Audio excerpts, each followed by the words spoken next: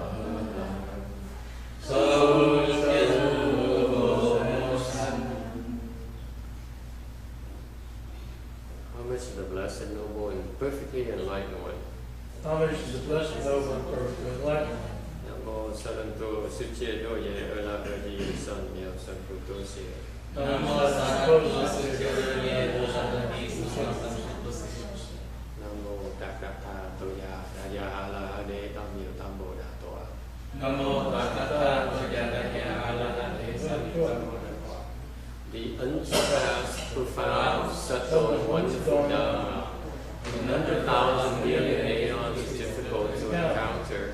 Now I've come to receive and maintain within my sight and hearing. I vow to fathom and thus come one sure and actual meaning. Sham, sham, sham, wei liao fa, bai jian guan jian nan shao yi, rao jing jian wen de shou shi, yuan gen du lai zhen shen yi. All Buddhas and Bodhisattvas. Venerable Sixth Patriarch, Venerable Shenhua, Shamini, all good no advisors, Amitabha.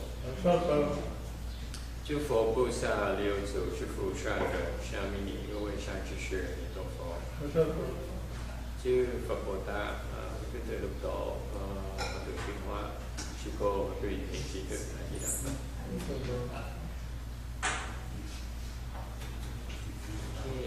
Today is the 10th of June, 2012. We are gathered in Rosemead, California, to discuss the Vajra Sutra. We are on slide 172.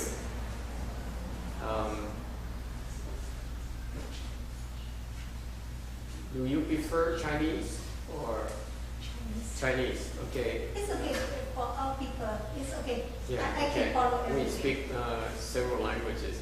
So Danny, you could use a microphone or something. Maybe. No? The translation is too slow now. No slow? No. Then why don't you sit together, then you can translate privately for me. Yeah. Danny 他会翻译给你可以 But you have to be together. Is that okay? You got to sit a bit closer. No, too slow. Yeah, go ahead. Sit a little bit closer. Move up so that you can. You can come up here. You can translate.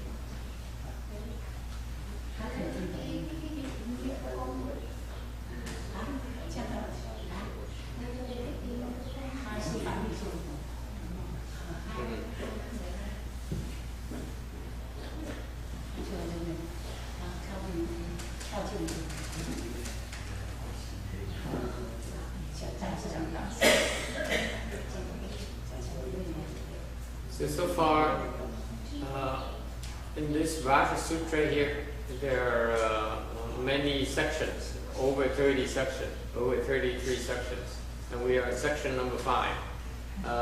Kinh Cang này có hơn 33 cái phần rồi mình tới phần số 5. So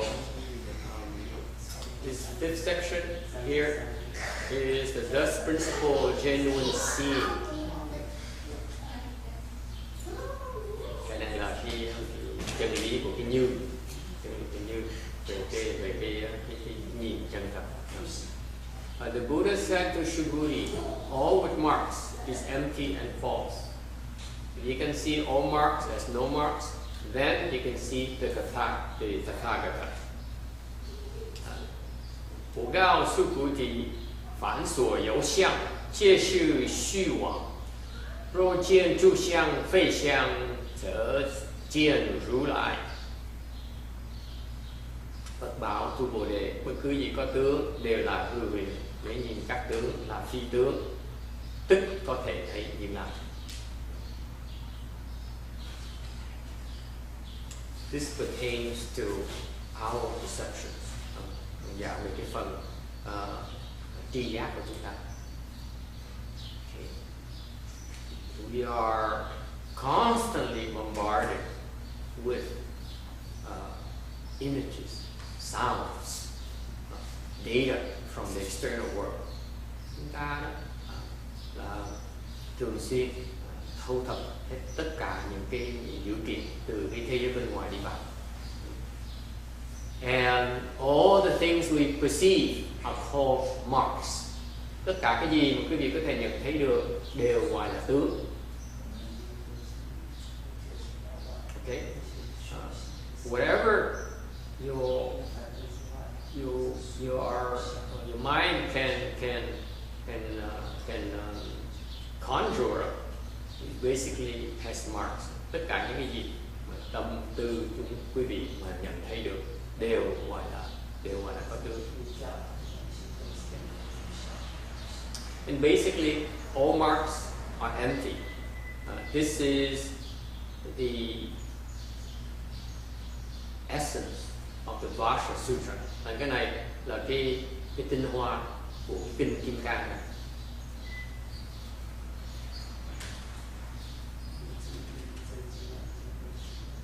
Anything with marks is empty. Tất cả cái gì có tướng đều là không. What does it mean? It says everything that has form and appearance is false. Có nghĩa là những cái gì quý vị thấy có sắc và có cái hình dáng đều là giả cả.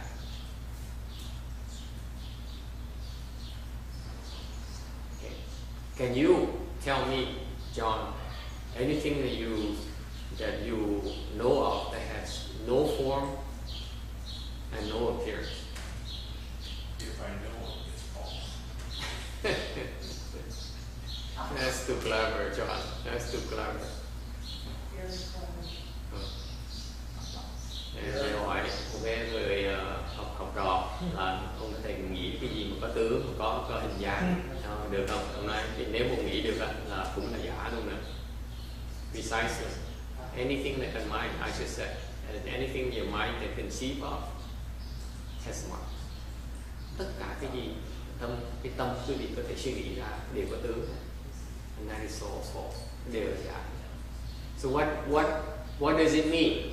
It means that we are constantly thinking of false things all day long. Nói cách khác, tâm chúng ta đang suy nghĩ về cái chuyện giả trong mỗi ngày.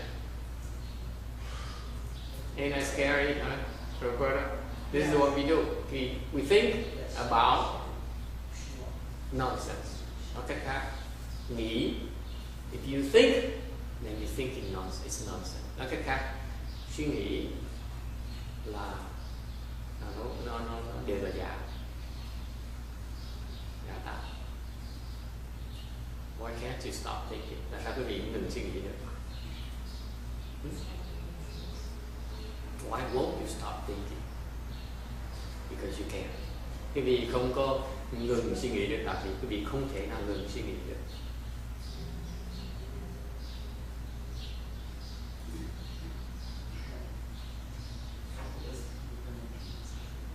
Okay? Since we cannot stop thinking about the false, then we believe in the false. Nếu quý vị không thể ngừng suy nghĩ về cái chuyện giả, quý vị tin vào cái chuyện giả. Am I correct? The more you think about it, the more you believe, the more it becomes true to you. Càng suy nghĩ, càng thấy nó là thực tế. Yes or no? Okay. That's why the world we perceive it's so real to us. Bởi vậy cái gì, cái thế giới chúng ta đang ở, chúng ta thấy xung quanh nó có vẻ như là nó rất là thật chất đối với chúng ta.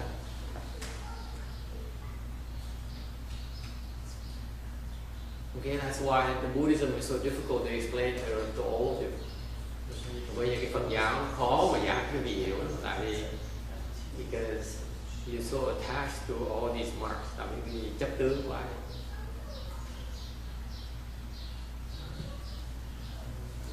Okay, any questions about that? Yes, Vicky. Well, I also wanted to say that it's also very, if you really are trying to follow what you've been teaching,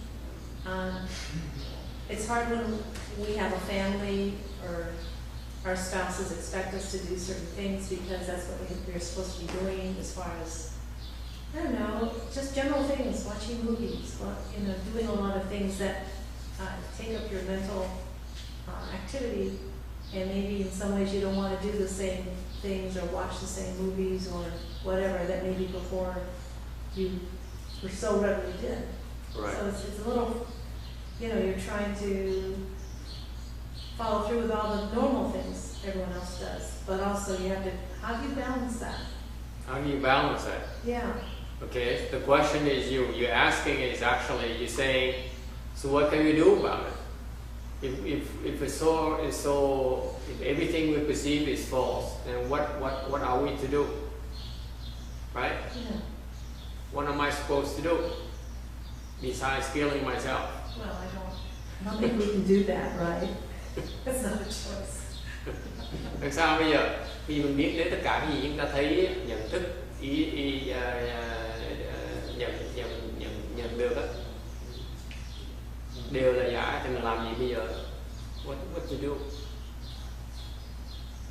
What's wrong with it? So what if it's false? Have you thought about it? Of course you've thought about it. So what if it's false? Nếu nó giả sao? What's the big deal? Please tell me, what's the big deal? I live in the false, so what? Mình sống trong cái giả. So now you tell me I live in the false, so what? Text, what's the big deal? I love it. Exactly what it is. I love it. Right? Admit it. You like it, don't you, Roberta? That you're living in the false? Well, I'm used What to choices do you have? I'm used to it. What else do I know? Yeah. I get used to it. It grows on you. Mình sống trong cái giả như là mình quen rồi. Mình bắt đầu thích nữa, phải không Vân ơi? Thích tí một, thích giả tí một. We love the false. There's nothing wrong with the false. Why are you so pessimistic? Vicky, why are you so pessimistic? What's wrong with the false? So I live in the false. Just like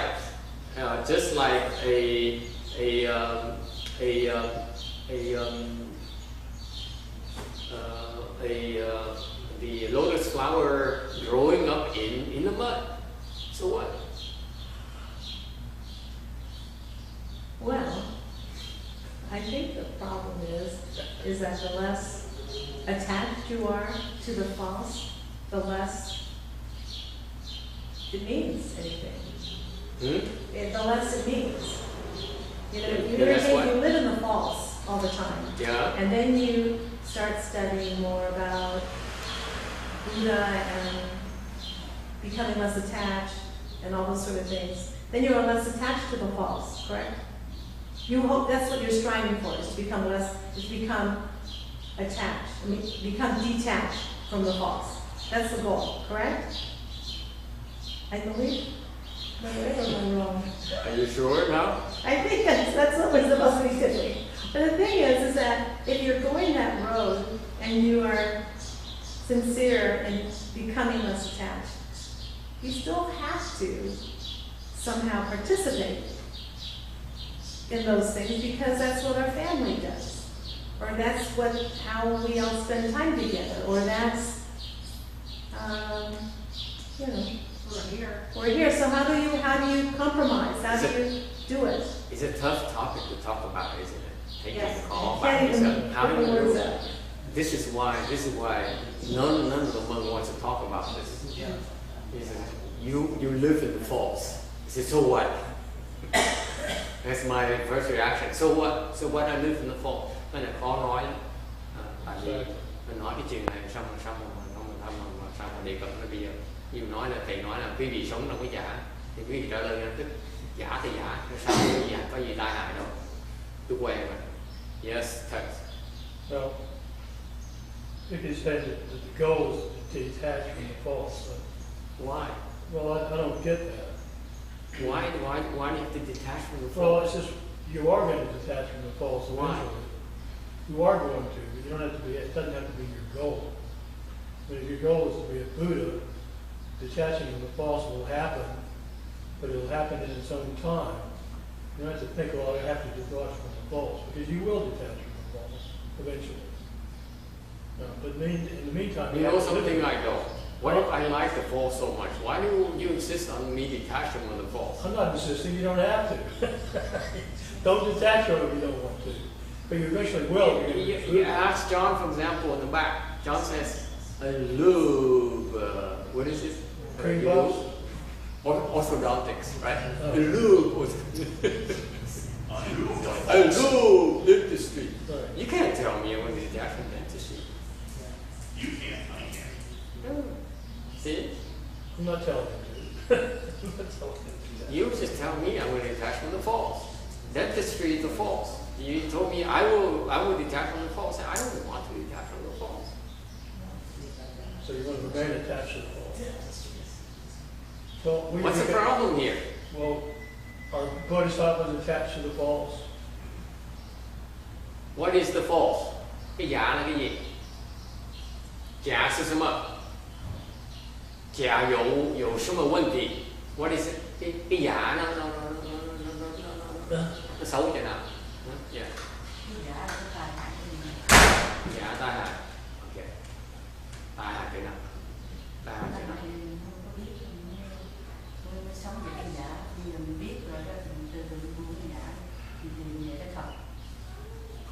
Here's the problem with the false. Cái vấn đề cái giả nó khổ như vậy. We talked about it this morning. Hồi sáng mình nói sơ đó. What's wrong with the false? Nothing wrong with the false. Cái giả nó không có tai hại gì hết đó. Absolutely, there's nothing wrong with it. I assure you. Okay, it's okay to be false. It's okay to live in the false. Okay.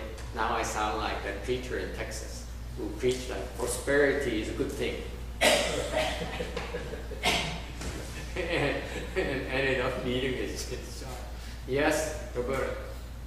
If it's all false, and Master Shenhua as a Buddha, you could see him when he was in this world. So I'd like to understand that. First of all, there's nothing wrong with the false. We agree on that. Yeah. Why are you so skeptical of me? Because you say one thing, you see now you're saying something else. Thầy nói là cái giả nó không có gì tai hại, cũng như vì có đồng ý, không ai đồng ý hết. Thầy nói, ủa sao quý vị cũng tin lời thầy vậy hết? What's the matter with all of you? We listen to you. Huh? We're listening to you. Basically. Huh? What's the matter with you? Yeah. I'm sorry, Master, but like the trickster God, you're the trickster teacher, and you always like to catch us right before you stick it to us at the end of the punchline. John, I'm not that bad. We didn't say you're bad, Master. We're just trying to understand all of it. First of all, okay, the false is just the false. There's nothing wrong with it. We agree on that. I'm not pulling your legs. Trust me. Please. Right. The false is the false. You don't have to judge it. Just Why do you have to judge it? I catch you right away right there, John. Your response shows that you don't get it. And the false is the false. You don't need to judge it. Okay? We're all false, so leave it alone. So what? So we are false. So what? Okay? Why are you keeping passing judgment on the false? There's nothing wrong with the false. I live in the false. I live in the mud. So what's the whole point of it all? What are you trying to get across with? I don't know. Okay. I'm confused. You let me go, will you? Quý vị thấy không? See, I catch you right away. Quý vị thấy, you are so caught up on marks. You caught up on the mark of the false. But you made us get caught up on it, Master. It's not my fault. I'm only pointing it out to you. Okay? Quý vị thấy không? Cái giả có gì tai hại đâu. Tại sao quý vị cứ nói là giả? Cái đòi bỏ giả. Thầy nói là cái giả là mình sống trong cái giả. Mình là giả. Mình sống trong cái giả. Có gì tai hại đâu. Tại sao cái chê nó hoài? Đó. Quý vị ai cũng đòi bỏ cái giả rồi chạy cái giả. Thầy nói mình là đều là giả. Chạy đâu có được đâu. You cannot run away from the false. Cứ đòi phán xét thôi, giả cái thật. Ok, quý vị chấp vào cái tướng giả, đúng không? Muốn chấp cái tướng giả. The false is only bad for you when it, like this morning, the point this morning, when it makes you create bad karmas. Agree? Okay. Cái giả nó chỉ tai hại khi mà nó khiến cho nạn tạo nghiệp. So our real selves that are false are making bad karma sometimes. That's right. As long as we don't create bad karma, the false is okay. Do you agree with that? I do agree with it. I agree with it. What choice do you have? You're in the false already. You have no choice. You have to make the best of it, do the best you can in the situation. Right.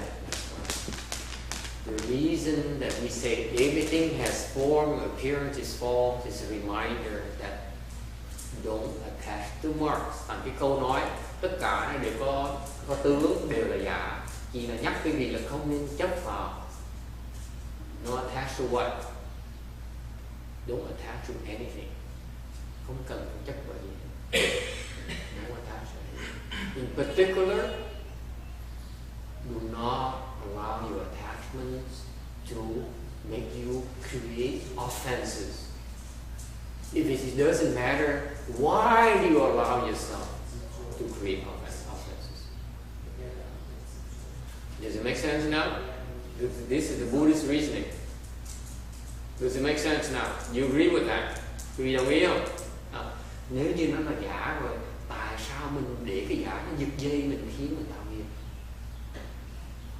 Ý nghĩa cái câu này chỉ nói là nếu nó giả thì không nên tạo nghiệp vì cái giả. That's all the Buddha is telling us. It's not about rejecting the false. Cái này không phải là Đức Phật không phải dạy quý vị là từ bỏ cái giả. Mà nói cái quan trọng nhất là quý vị phải không nên tạo nghiệp vì cái giả.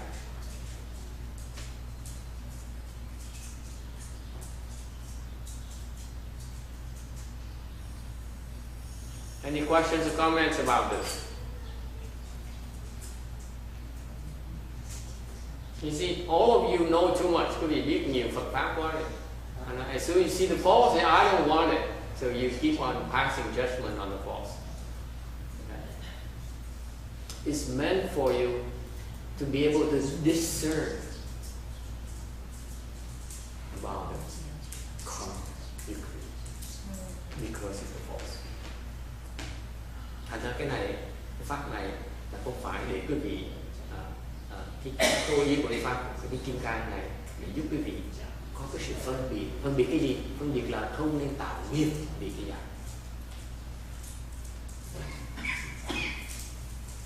It's better to create good karmas because of the false. Tại vì nếu quý vị tạo nghiệp thì nên tạo nghiệp tốt vì cái giả thay vì tạo nghiệp xấu vì cái giả. Do we agree on that? Right? Yeah. Because we create karmas anyway. Whatever karmas we create is not worth it because it's creating it for the sake of the false. You create karma for your son is false, right? You create karma in the name of love. những cái vị tạo nghiệp vì cái tình thương, vì thương con, vì thương chồng, ok? Cái đó là giả, đúng không? So might as well create good karmas. You buy that or not? Vì đồng ý không? Of course. Sure. Right? Yeah. But if we're saying we're creating good karma, aren't we discriminating? Yes, absolutely. John, you need to discriminate between good and bad. Thì ông hỏi đấy, như vậy mình cũng phân biệt, nó đưa phân biệt tốt với thiện với ác chứ. If you cannot discriminate between good and bad, good and evil, you're in big trouble. You have to discriminate between good and evil. Mình phải phân biệt giữa thiện với lại ác. Yes. Well, our whole country is in big trouble. People can't discriminate between good and evil anymore. But you see, let's back up a little bit. Text, because you see, my claim is that there's nothing wrong with the false. Because even if you discriminate good and false, it's still false. It still marks, Of course. right? It's perfectly okay. It's all marks, but Yeah. the people can't see. They talk about moral relativism now. It's like they don't differentiate between any kind of behavior. Yes. You know, so indiscriminate. Yes. Maybe even to the point where you have cannibalism and stuff going on. You know, Right. people eating babies in China. Right. You know, it's just so the discrimination is really an important thing. Right. And the whole deal now is not to discriminate. Don't discriminate against anything. Right. You know, gay marriage is just as good. Families, you know. Well, that's the way that's what's happening in the world. You know, so that's what I'm talking about. That discrimination is urgent. Discriminate between good and bad. This is a very important thing. Just because the Buddha says it's false does not mean that we should not discriminate. It doesn't say we should not discriminate. Quý vị nghe, bây giờ Phật dạy mà tất cả đều là giả, không có nghĩa mình không có thể phân biệt. It's fundamental that we discern the mark of good and evil. Mình phải phân biệt giữa cái thiện và cái ác.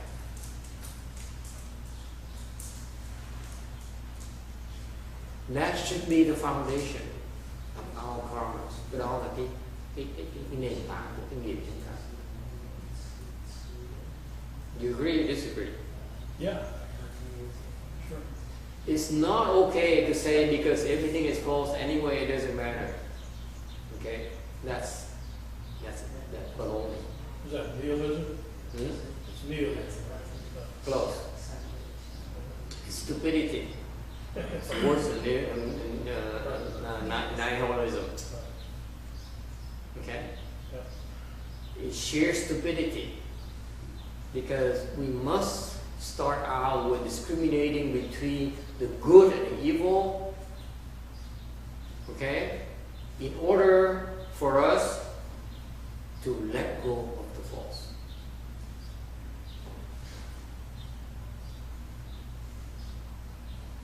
Mình phải bắt đầu phân biệt với phân biệt, chú trọng sự phân biệt giữa thiện với ác mới có thể đến phá nhất tướng, phá cái giả.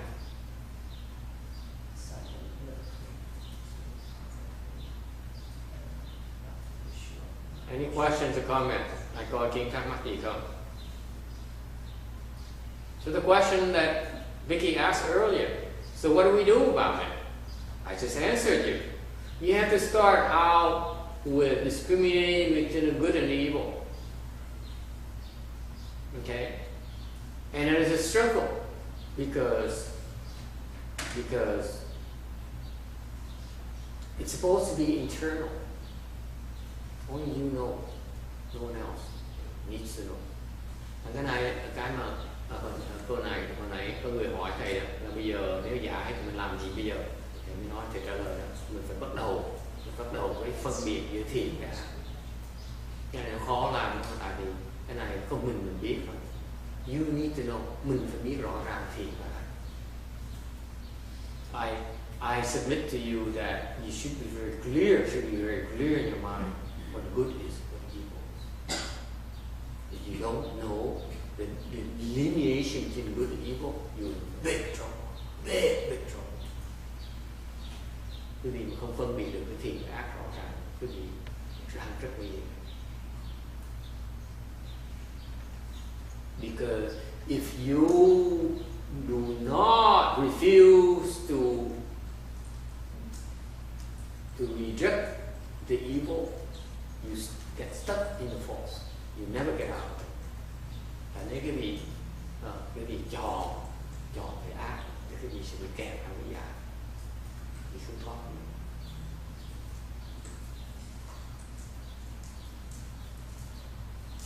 Yes?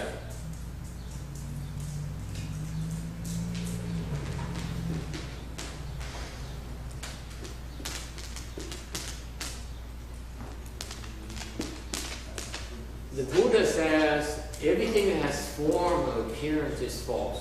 Đức Phật nói rằng tất cả những có sắc, có dáng, hình tướng, nó đều là giả. It is a reminder that our perceptions are false. Nhắc cái gì biết rồi, cái giác quan cái vị nó thâu thập những cái giả. And therefore, if you choose to stay in the false, then stay on the good side of the false. Okay. Anh nhắc lại cái gì? Khi mà nếu biết là cái giác quan chúng ta nó thâu thập những cái dữ kiện nó đều là giả hết, thì Đức Phật chỉ nhắc cái gì là nên chọn, không nên làm ác gì. Does it make sense to you? Okay. And should you decide to want to get out and get rid of the false, because if there's a false, there's a true. Ngược lại, hơn nữa, nếu có giả thì có chân. Okay? If you're concerned about the false like Vicky is, then there's a way to get to the true. Okay? And that's by creating good karma. That's all there is to it. The formula is very simple. You create good karma. You stop creating evil karma. Nói cách khác, các vấn đề giải quyết cái giả này là cái gì tạo cái thiền nghiệp. Cái thiền nghiệp đó là giúp quý vị thoát được cái chân, thoát cái giả này đi vào cái chân. Questions? Yes, John. I'm completely lost on this because what happened to it's okay? It's okay? It's good, it's okay. It's bad, it's okay. It's okay. Right. So good versus evil. Who said so, John? Who said so? Who said so? That if it's good, it's okay. Evil is okay. Ông nói ngoài người chứ có người nói thiện cũng là được, mà ác cũng là được. Thì thầy hỏi ngược lại, ai là người nói cái câu này? Yes, text. Right. What John's talking about is you're talking about your conditions are okay, or bad, that's okay, they're good, that's also okay. You weren't talking about discriminating between good and evil at that time. He's got that confused now. Sorry, John. It's okay, it's okay. Yeah. Just rub it in. Just trample a little bit. Yes, Danny. I know who said. Who said so? Venerable Sharma said everything okay. Don't help him, Danny. You stay in your Chinese section. Give it to him, text. Ông người nói là ngài Tiên Hóa ngài nói tất cả mà đều ok, thì nhắc là Danny đừng có giúp ông John gì. Yes, John, who said so? Master Sharma said so. It's I know. You have a lot of friends here, John. Okay.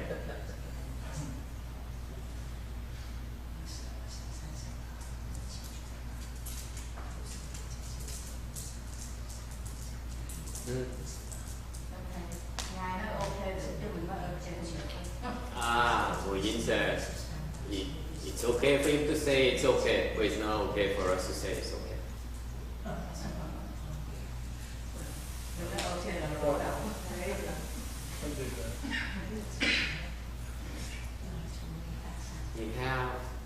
You have to be careful. Quý vị phải cẩn thận. Okay.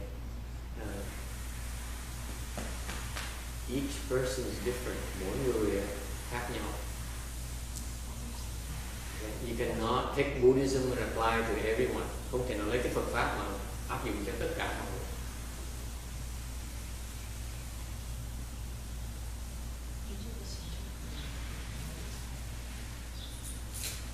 Okay. Depending on which stage you are, tùy cái trình độ cái gì. For him, for Master Shinwa, everything is okay. That is true. Đối với Ngài Tinh Hóa, tất cả đều được. He does not see any evil. He does not see any good. Ngài là một cái đấng giác ngộ rồi. Ngài không còn thấy thiện, không còn thấy ác. You notice that? I repeat for your sake. He is an enlightened being.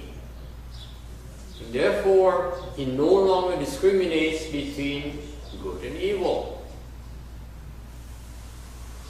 Ngài không còn phân biệt nữa.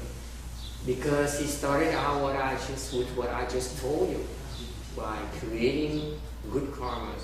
Ngài tới được đó, và thành Ngài tạo thiện nghiệp.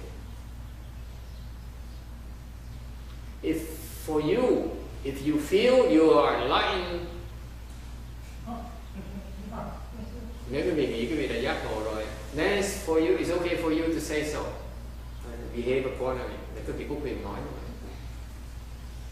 If you're not enlightened yet, okay, then it's not okay. Nếu quý vị chưa giác ngộ cũng có quyền nói. Okay?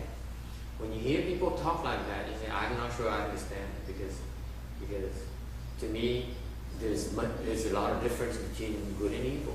I see much difference. So it's not okay for me. And you have to be true to yourself. Mỗi người phải chân thật. You have to be true. You yourself have to know. Okay? That is not okay to be evil. It's not okay. Okay? Someone else, for example, if you see Master Shenhua behave in an evil way, you cannot say it's okay. Chẳng hạn như đối với chúng ta thấy những hai người Ngài Tinh Hóa mà họ có một cái hành động mà ác, mình không thể nào chấp nhận cái đó được. Can we? Bộ gì? Can we? Mình có thể chấp nhận được không? Còn Ngân, nếu mình thấy Ngài Tinh Hóa làm chuyện ác. Master Shenhua? Yes. Well, for him maybe it's okay. For him maybe it's okay. What about you? For me to behave in an evil way? Is it okay for you? You got to kid.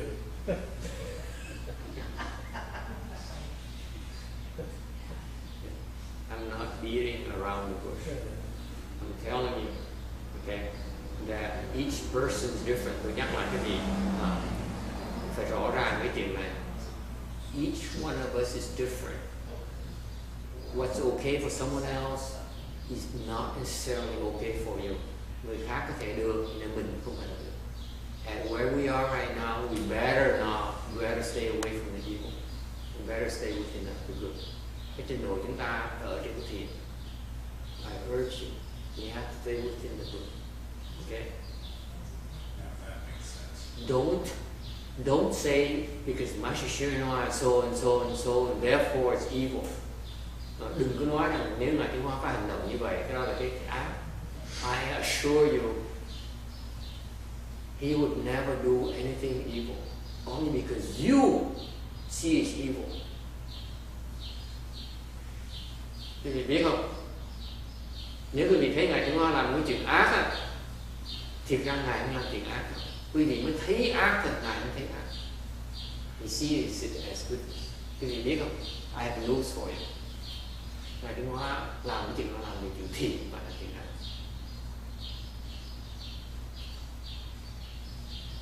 You don't see the goodness in it yet because you're confused.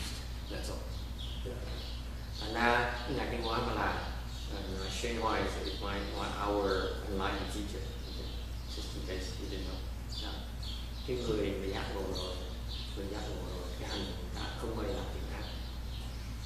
I can assure you that enlightened people would never do evil. Never. Cái người giác ngộ không bao giờ làm chuyện ác. Tôi cảm đoan cái gì. Why? Tại sao như vậy? Why is that? Because he will not allow the faults to make him create offenses. That's what makes him enlightened. Tại vì cái người giác ngộ rồi là tại người ta giác ngộ, tại người ta không có thể nào để cái giả nó làm người ta tạo nghiệp được, người ta mới giác ngộ được. Thì sau khi người ta giác ngộ được, thì làm sao còn tạo cái ác được nữa? He got there because he never allowed himself to be deluded by the false. How can he create evil after he become enlightened?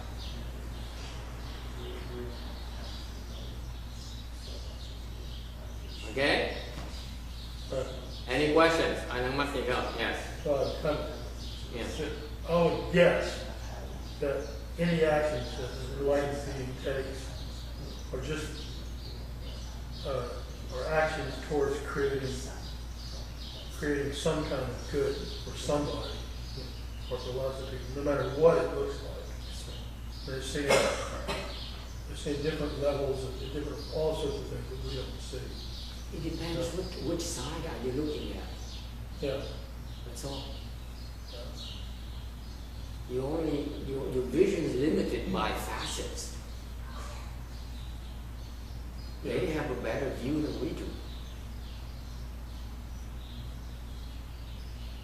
So even if they had to kill somebody, it would be a good reason for it. Yes. Yeah, of course. To us it's evil, but to him it's not.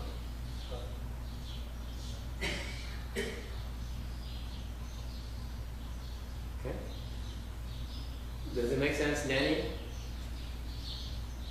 It's because we're limited in our perception. That's why we don't get it. Okay? But for him, at his level, he no longer discriminates like we do. That's why he says everything is okay.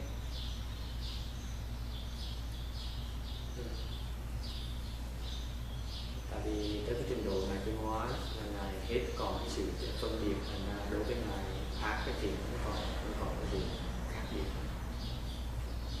Yes, Roberta. So, if you're not enlightened, then you are. If you're not enlightened yet, you have to stick to the good and reject the evil. You have to stick to it. Khi mà chưa giác ngộ là phải ở với cái thiện và từ bỏ cái ác. There's only one way for you to get there. Một cách duy nhất của quý vị đến được cái giác ngộ là quý vị phải bỏ cái ác. You have to let go of the evil.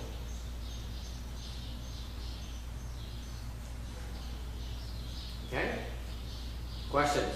Thắc mắc gì không? And if you get to the level of enlightenment that you see, okay, that you will be able to see the Buddha's body. Khi quý vị tới cái trình độ giác ngộ là quý vị sẽ thấy được cái pháp thân của Phật. For the Phả Sân. At that stage of enlightenment, you will see this Dharma body. Thấy được cái pháp thân của Phật, which is devoid of marks. Quý vị thấy được cái pháp thân của Phật đó, nó vô tướng. Any questions about that? You're a little bit, quite a bit, a little bit far off, but quite a ways yet. But you get there. Okay. Because of the existence of marks, they are. The nature is that they are all false. And the marks decay and will become extinct. Okay. Thành ra cái gì có tướng đó, nó đều là giả. nó đều là nó đang hư hoại, và cuối cùng nó sẽ trở thành về cát bụi, trở về cát bụi. Okay, that's why you should not be attached to all marks. We should separate from all marks. Bởi vì để quý vị biết như vậy, tất cả những có tướng nó đều hư hoại, nó đều trở về cát bụi, thì quý vị không nên chấp nhận lại. Okay, that is by the definition of emptiness in Buddhism. That's a concept of emptiness. Cái đó là cái quan niệm, cái không của bên Phật giáo. Emptiness in Buddhism means that it does not mean there's nothing there. Cái không của Phật giáo cũng nghĩa không có gì đâu. Okay. Emptiness means that you should not be attached to whatever you see. This is the Mahayana concept of emptiness and teaching you. Thầy cũng dạy quý vị cái quan niệm về không của bên Đại Thừa. Không bên Đại Thừa có nghĩa là không chấp, chứ không phải là không. Emptiness in Mahayana is not about nothing. It's about attaching to nothing. You don't allow your mind, Jimmy, to attach to anything. That's what it means, emptiness in Mahayana. Cái tâm của chúng ta mà hiểu Đại Thừa, giáo lý Đại Thừa, không chấp vào cái gì.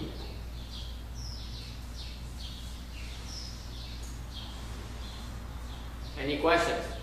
Ai thắc mắc gì không?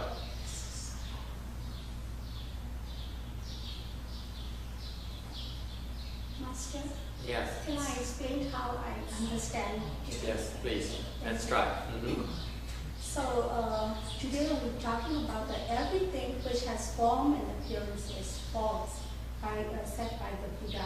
So my understanding is that we are in one of the beings, we are human beings. So we have our human beings life. So during this life, we are just, I just want to start with dash, 死.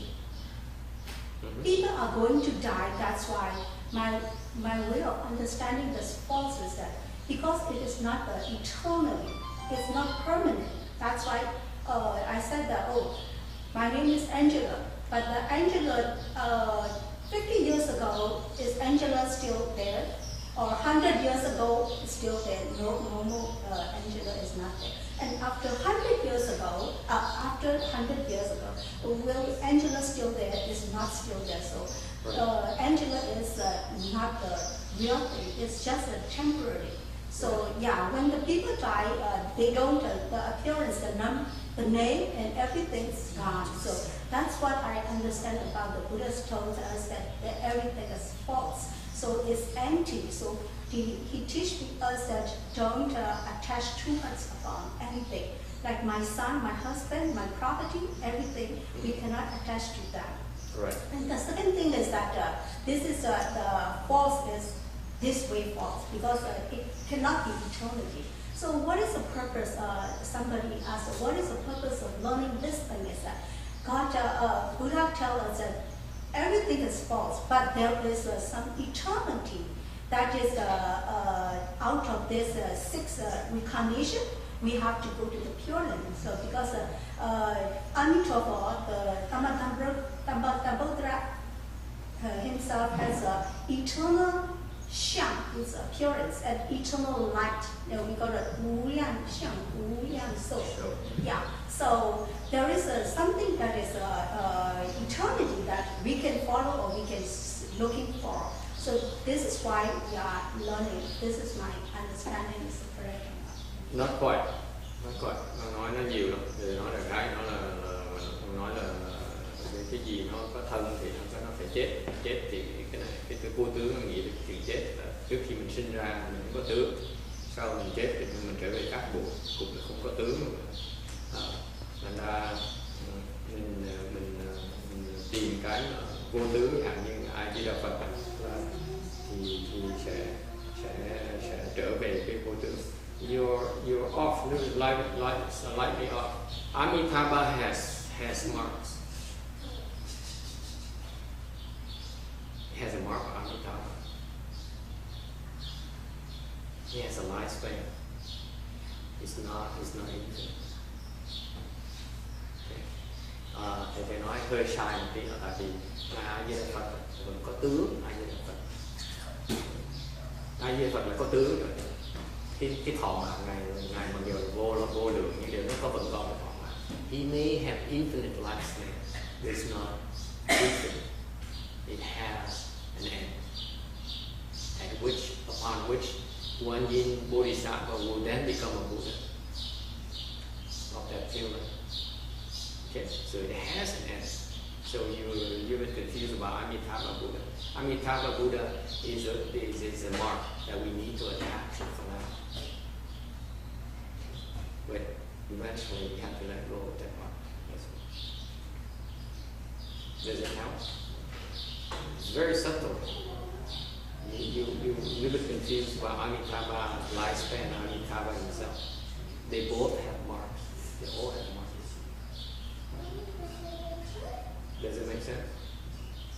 But Amitabha is only a manifestation of Vajra Buddha.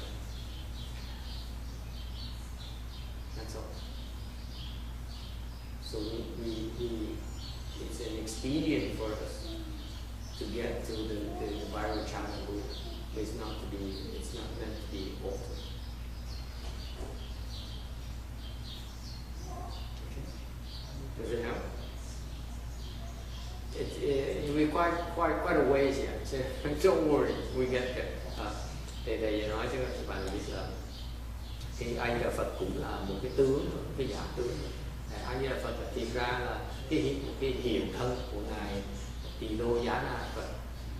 Thì cái A Di Đà Phật là một cái giả tướng để giúp chúng ta đi tới vào con đường vô tướng, chứ không phải là cái rốt ráo. Yes? Any problem? I know it's a deflating experience for you. You think Amitabha is it? No, he's not it. He still has one more step. Okay?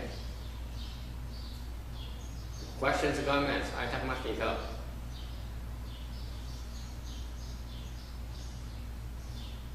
Master, I can't get you.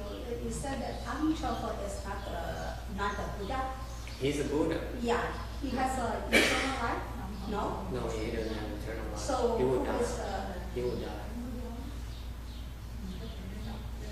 He will In the Fossil Amitabha chain. No, in the Wu Liang Shou Jing. Wu Liang Shou Jing. Yeah, Yeah. he will explain to you that Amitabha Buddha will die, and then one yin Bodhisattva will take over. You mean that the Mila form? No, one yin will become Buddha in that Western bliss spirit, and will call something else. So Amitabha Buddha he still has a mark. Oh, what I know is Just like Amitabha is no different from Shakyamuni Buddha. They both have a lifespan. They die and then they go somewhere else. It's only a temporary. Amitabha also temporary. Shakyamuni Buddha is also temporary. Same exact thing. Make sense? So- Shakyamuni Buddha is gone now. He died already. go away. Yeah, he's only a make-believe to help us. Is that clear? What is Nibbana, Master? Nibbana is a nirvana where the Buddha resides. And from Nibbana, they create something called the Pure Land, something called the Saha world. Okay. Cái điểm hơi phức tạp đấy.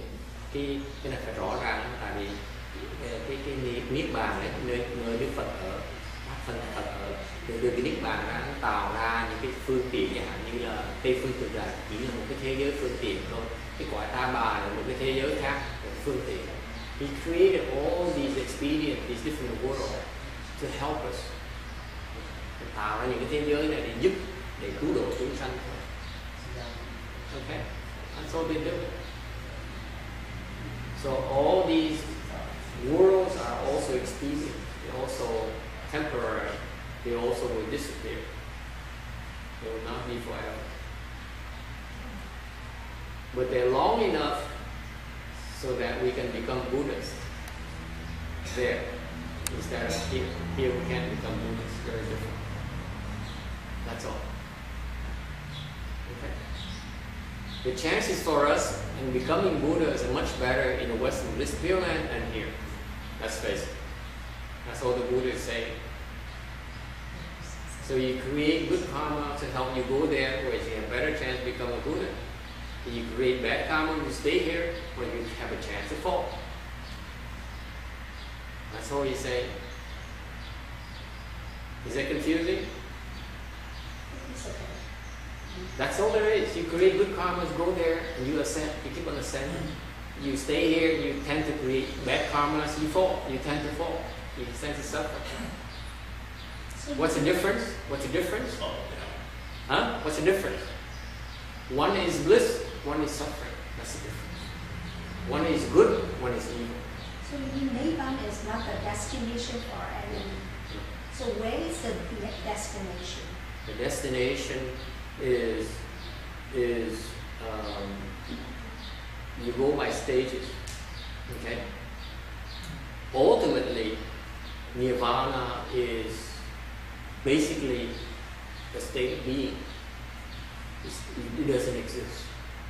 Nirvana is pure goodness and lack of stupidity. That's what Nirvana really means. Như là Niết Bàn cái gì? Thì Niết Bàn là không phải một cái nơi chỗ. Niết Bàn chỉ là một cái quan niệm thôi. Cái quan niệm là gì? Niết Bàn là cái chỗ của ánh sáng, cái chỗ của chân thật, cái chỗ của thanh tịnh, cái chỗ của cái lạc. Nirvana basically is a concept. It doesn't exist. Of course, that's true. It's nothing there.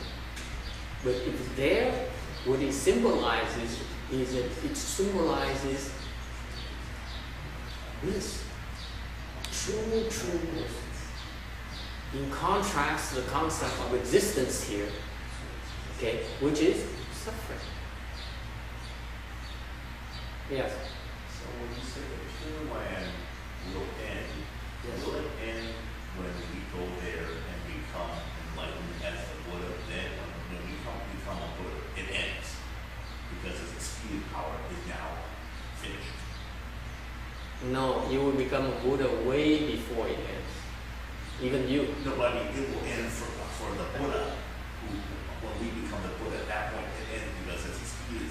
No, John, you're not that important. Trust me.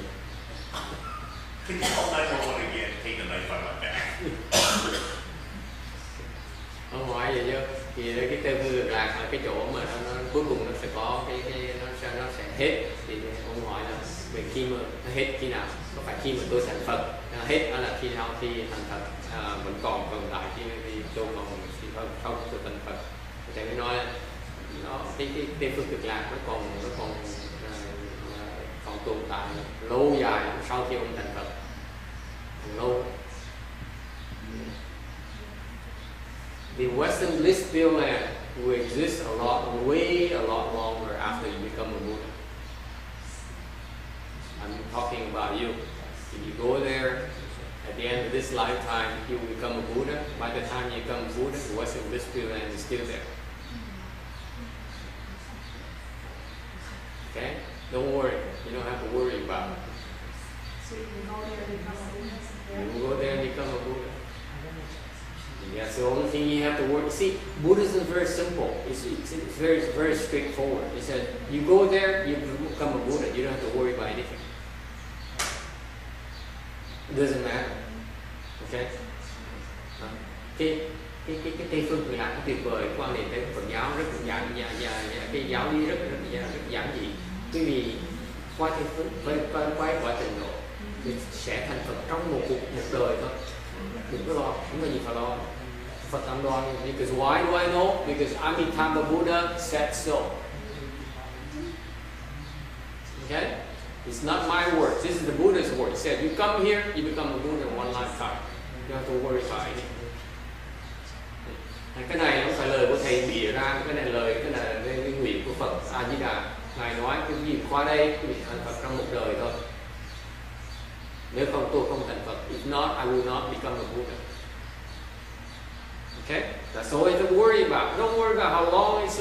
That's a lot of false thinking. That's too much. It's false. Okay, doesn't matter. Just go there, you become a Buddha. Chỉ qua bên kia trở thành Phật. That's all you have to worry about. Don't worry about Nirvana. Don't worry about all those things. Đừng có lo niết bàn, lo gì hết. It's irrelevant. Okay, that's what I like about Buddhism.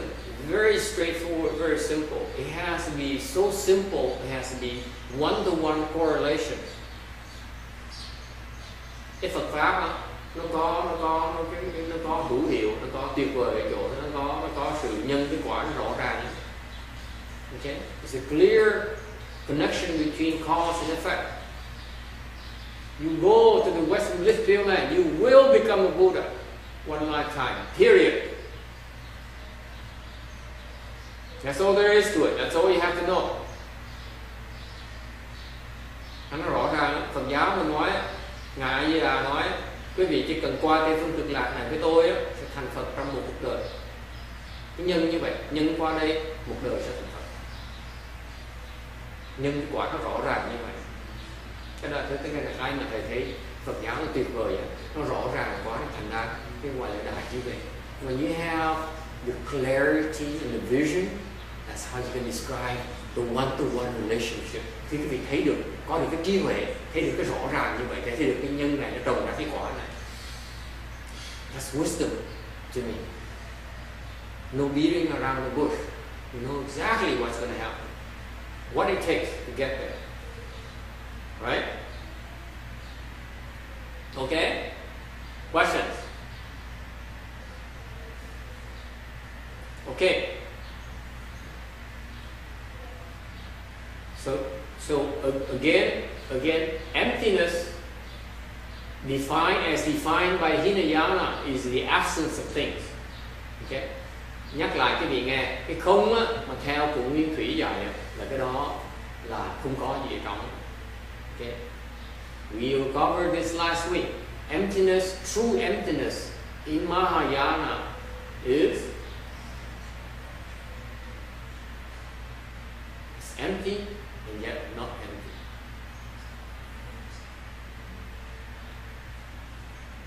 Chân không của bên Đại Thừa mình nó vừa không, nó vừa có.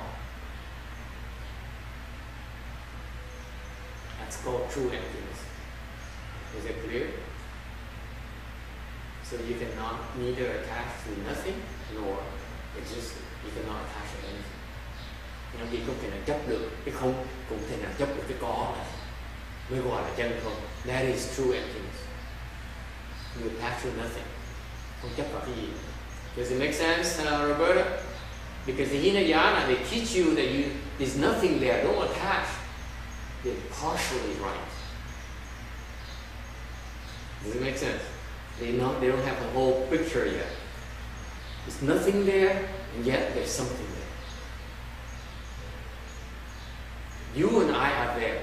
You cannot say we don't exist. Okay? Yet our true substance is emptiness. There's nothing there. So it has to be both at the same time. Tathagata. You understand the concept? Mahayana is much more precise. The Hinayana says you can ignore this body, you can ignore this, you can ignore this life. I said no, that's not very wise. Vicky says I'm attached to my husband. He cannot tell me to let go of my husband or the people I love. That's real to you. Okay. So Mahayana says, okay, it's real to you, and we have a way for you to resolve that. Okay? It's both real and not real. So we talk on both sides of the mouth at the same time. And when you read this Vajra Sutra, most people don't get it. Why? Because most people will attach to one side only. They say, I'm real. My family is real to me. Or Texas says, nothing is important to me. I'm above this. Everything is empty. So these people cannot be together. Mahayana, yes, it exists at the same time. That is true wisdom. Cái đó là cái sự hiểu biết chân thật. Okay? So what does this mean? Như vậy nghĩa là sao? We don't reject anything, Jimmy. We don't reject anything. Everything is both real and not real at the same time. Why do you have to reject it? Why do you have to struggle? It just is. Okay? Thành ra cái hậu quả là sao? Chúng ta không cần phải từ bỏ cái gì hết. Nó còn vừa có, nó cũng vừa có, vừa là không.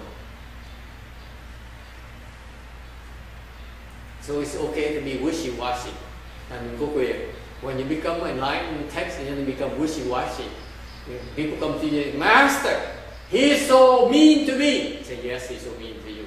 And then the other guy comes to you, I'm the nicest person on earth. See how nice I was to her. I say, yes, you're nice to her. That's how you become wishy-washy, Thomas. No one gets you. Only you see. It makes so much sense to me. and the one girl will say, I'm so right. The other girl will say, I'm so right as well. They both are right in the master's eyes.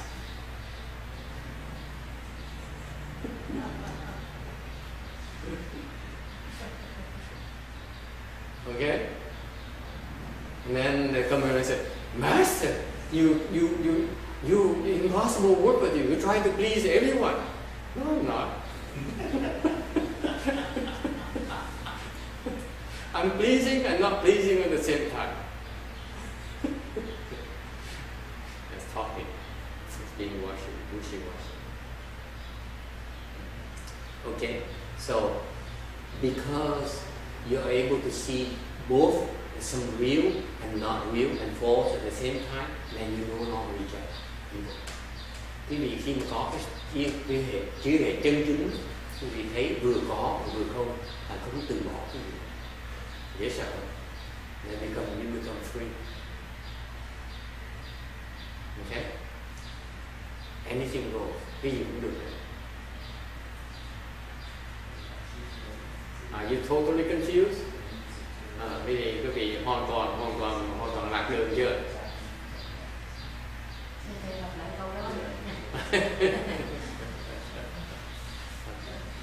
Mình không có xả cái gì hết, không xả có, mình không xả cái thật, mình không xả cái giả này, mình không xả cái thiện, mình không xả cái ác của mình. Lúc đó mới thiệt sự có trí tuệ. Okay? Mình không xả cái gì, mình không từ cái gì. Okay? Người ta không có hiểu, người ta không phân biệt. Only those of you who are so confused. There's a mark of confusion, by the way. The mark of confusion is rejection. Rejection. Passive judgment. Cái mà cái vô minh đó, nó thể hiện ra bằng cách là mình từ bỏ mình phán đoán. In particular, let me remind you, Jimmy, he says the master is wrong. That's when you're confused. Có người nói nhất định nói thầy sai, không cám đoán là thầy sai. Tôi cám đoán quý vị đang sai. I assure you, the master is not wrong. You are wrong. Time and time again. Now you're just confused. Trust me, John. Trust me. Okay? Kinh điển has a hard time now. Yeah, I'm not transcribing anymore. This doesn't make sense to me. Yes? Before you said we should be attached to everything, and now you say we don't be attached to anything.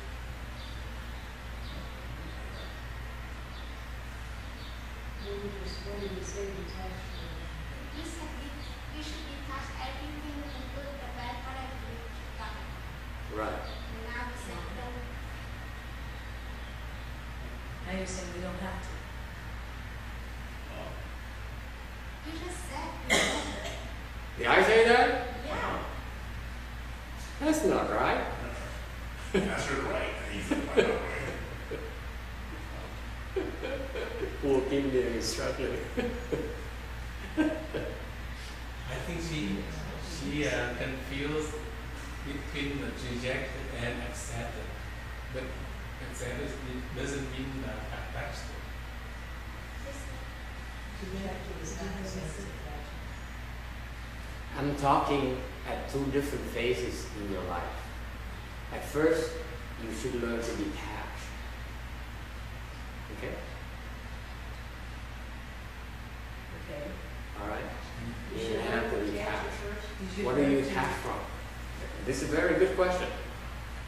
First you need to be detached. You learn to detach. Detach. Learn to detach. Yes, you have to detach. What do you detach from? I just explained it to you for an hour. Everything. I'm going to be very upset. I spent an hour explaining this to you. Okay, not to you, Jimmy. You came in late, so you have an excuse. I just spent an hour talking to you. What do you detach from? Everything. Marks. In particular, what? What kind of marks? What kind of marks? You better get it because I'm going to be very upset if you don't answer me. False marks. False marks. False marks? What kind of false marks? Evil false marks. Evil false. Evil. You have to detach from. Especially those. Especially those Yeah, evil. we'll get the hallmarks later. This is a free start. Square one. The biggest struggle is detaching from evil. Very difficult. Very difficult thing to do. Trust me. Okay, we all know that. How all the little boys say, "No one's gonna know. Who's gonna know?" You're right. Right? That's what Okay. Quý vị nghe không? Cái đầu tiên ấy, quý vị phải xả cái gì? Xả tướng. Xả giả tướng. Loài giả tướng nào? Cái loài giả tướng mà nó ác mình phải xả. Cái bước đầu mình phải làm như vậy. Okay? You have to detach from the evil marks. Xả cái giả tướng. Cái ác tướng. Okay? So far so good? Alright. The flip side of that is what? Nếu như mình xả được cái giả tướng, ác tướng đi, then you only have good ones. Mình lo mình chỉ còn cái thiện tướng. You see that? It's how clever this algorithm is.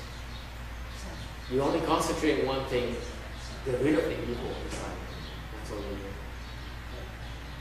Thành cái lúc đầu mình xả cái ác, thì phải quan tâm cái gì mình thấy gì ác mình phải xả, mình không nên làm chuyện nào. What you do is you stop yourself from doing evil. Stopping yourself from doing evil is doing good, by the way. Khi quý vị xả không làm chuyện ác, quý vị đang làm chuyện đúng. Làm một chuyện thôi, đừng làm ác.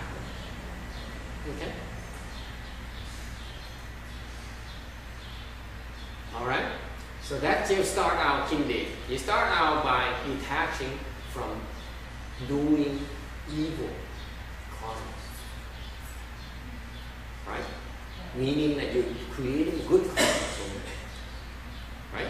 It's the flip side. It's the same exact thing. If you're not creating evil karma, you're creating good karma. Period. Okay? And once you pass the hump, when you do that, you see, you do it long enough, you see that, Jimmy, that everything is empty. That's why you're able to detach so easily. Quý vị bắt đầu một tí như vậy, làm như vậy càng nhiều càng lâu càng thấy rằng tất cả nó đều là giả, đều là không, là càng ngày càng dễ làm hơn nữa. You see that? There's a progression. The progression is that the more you do it, the longer you do it, the easier it is for you to do it because you begin to see that everything is empty. Rồi mới thấy được là tất cả đều là không. Okay? And then eventually you see that everything is also real. Sau đó quý vị tới thấy tất cả nó đều là thiệt hết. That's when you become enlightened. Rồi quý vị mới giác ngộ được. Okay? One more time, please. Very good. Yes, I described the progression for all of you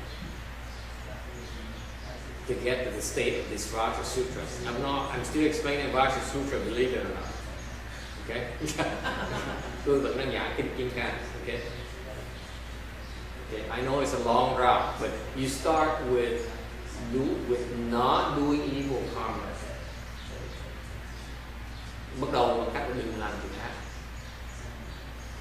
The more you stop yourself from doing evil, càng ngày càng cản, không làm, ngưng không làm chuyện ác. Is it clear to me? You only stop yourself from doing evil karma. You say, okay, this is evil, I will do it. That's what you do. That's how you start out with. Okay. Ai cũng phải bắt đầu như vậy. Mình ngưng làm chuyện ác, mình thấy chuyện ác mình làm. No matter how tempting it is, no matter how easy it is to get sneaked by, no one knows, you still don't do it. Mình biết không ai thể nào biết, mình cũng không làm như tại nói chuyện ác. Okay? And you keep on doing that. Okay? Then the next milestone, okay, this is not doing evil. Now the next milestone is that you see it's empty. Có khi mình thấy được cái không? It's a clear indeed. Write it down very carefully. This is there is natural progression here. If you stop doing evil, eventually you see it's empty. You cannot see empty unless you stop doing evil. Quý vị không thể nào thấy được cái không này nếu như quý vị không chịu làm. Nếu quý vị không ngừng ác, đừng mày thấy được cái không. If you do not stop your evil karmas, you will never see that this emptiness. Never. And this is the Buddha's wisdom. He says you need to do it. That's how you get to the emptiness. There's only one way. Có một đường thôi. Okay? Is it clear? So far, so good. Okay? Then the next phase is that you begin to see everything is real. You see that she's real, he's real, Charlie is real. Okay? Okay?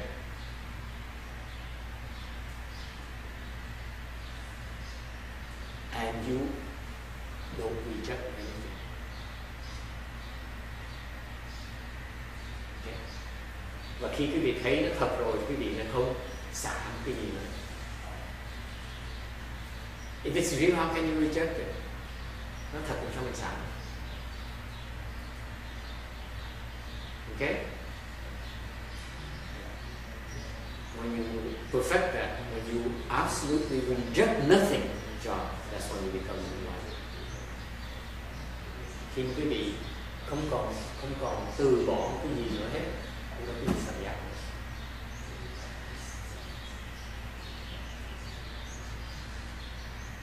Còn hôm nay điều nhiều biết làm sao mà tu biết được giác ngộ, đúng không? Now the yin knows exactly how she's going to become enlightened this lifetime.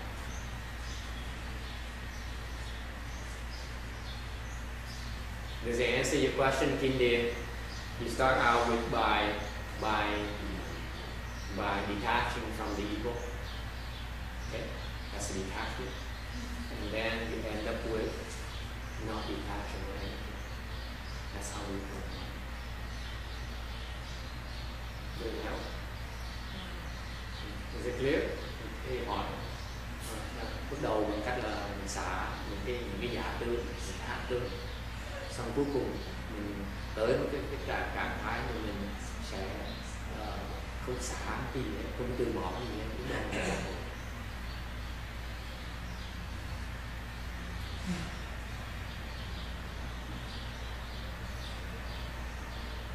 Okay? Only the Buddha knows how to get there. Only the Buddhists, the Mahayana Buddhists know how to get there. Thì bên Đại thừa mình có cái đường, biết con đường cho đó.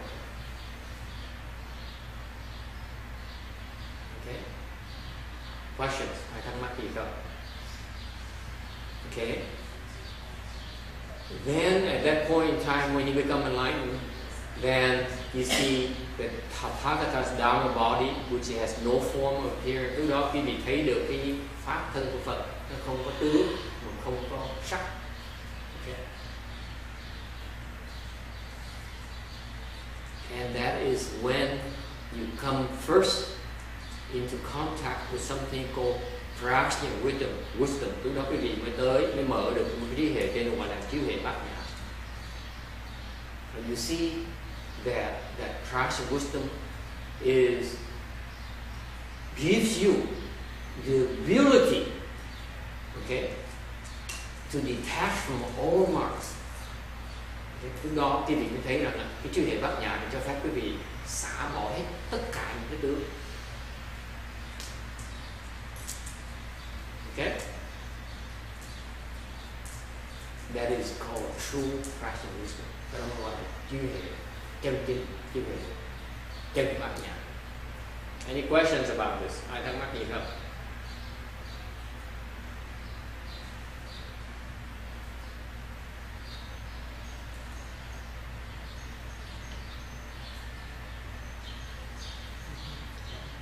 All right, 176.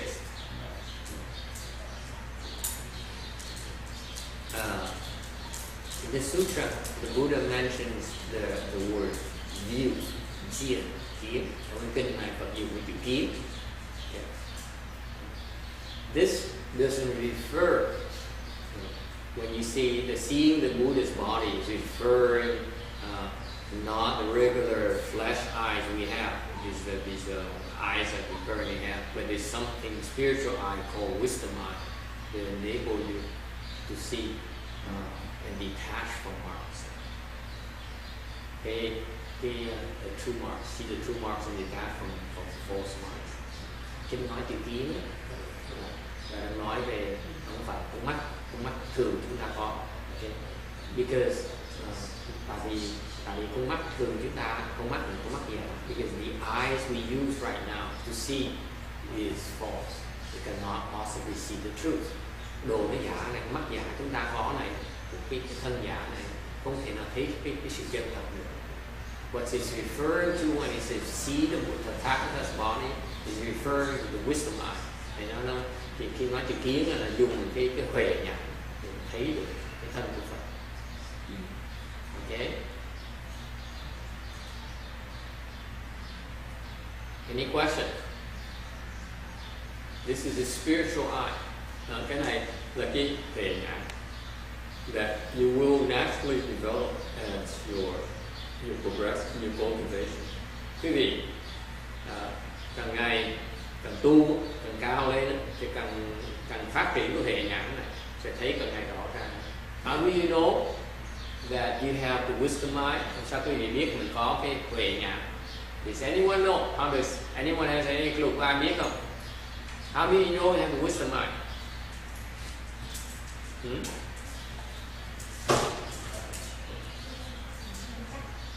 Hả? Nhập lại sao biết? Very good. Did you get that? No. It's so beautifully said. Yes, I was. I still don't get it. What did she say? Huh? What did she say? In one sentence, she said it, you know, he said it all.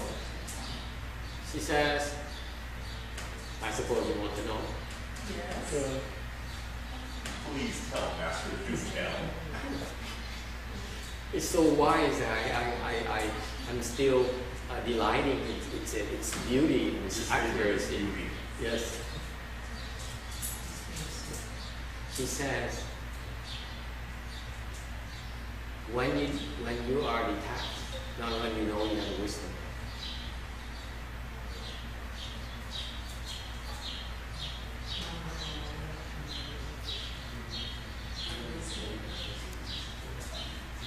You can easily detach. That's the real wisdom.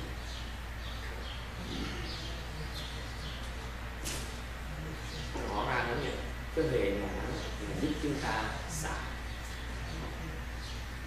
It doesn't manifest in shapes and forms. It says it manifests in our ability to let go. Look at something. Okay? That's a wisdom mind. When you have a wisdom mind, you shine on something. You look at something in wisdom mind, you detach. You say, okay, no big deal. Cái hệ ngã khi mình dùng cái hệ ngã nhìn cho người ta, nhìn bất cứ cái gì đó, mình có thể xả được cái hệ ngã, nó cho phép mình xả. Okay? So anyone has a wisdom mind, raise your hand.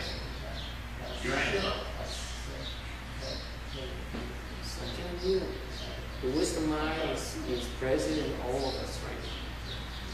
That's what enables us to let go. Yes. We have to develop that. You don't have to develop it, happens It's naturally. there, but I mean, you've got to be able to bring that out. It has to take time. Right. Right. Yeah. Absolutely. Cái hệ ngã nó có sẵn rồi. Okay. You just have to use it. Quý vị cứ biết dùng thôi. You have to learn how to use it. That's all. You have it already. The wisdom eye, 你的慧眼是已经有的。Okay. 你需要学习怎麼用。Quý vị chỉ cần học thôi, học cách dùng thôi. Okay. Number 177, 177. Number 6, proper belief is rare. Subhuti said to the Buddha, who honored one, in the future, will there be living beings who, when they hear such phrases broken, will truly believe? The Buddha told Subhuti, do not speak in such a way. After the Tathagata's extinction, in the last 500 years, there will be those who hold the precepts and cultivate blessings, who will believe such phrases and accept them as true. Sư Bố Tỳ bái Phổ言,世尊否有众生否，对不对？否有众生，得闻如是言说章句，生实信否？佛告须菩提，莫作是说如来灭后500岁，有直接修福者，以此章句能生信息，以此为实。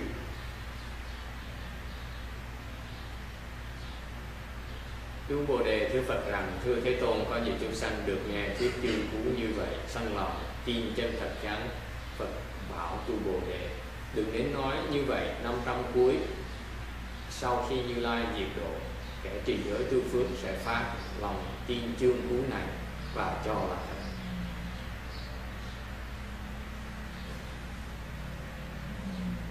Okay, we are on slide 180, 180. Then the sixth section of the sutra, Vajra Sutra says, this sutra is truly inconceivable. Were there living beings in the future who can read the sutra, look at these phrases, and would believe such teaching? The Buddha says, of course, there will be. Ngài Tu Bồ Đề nói rằng trong tương lai có người có thể tin được cái giáo lý bất khả tư nghị này của kinh Kim Cang hay không? Phật ngay chỉnh ngài Tu Bồ Đề nói rằng là đương nhiên là có. He said that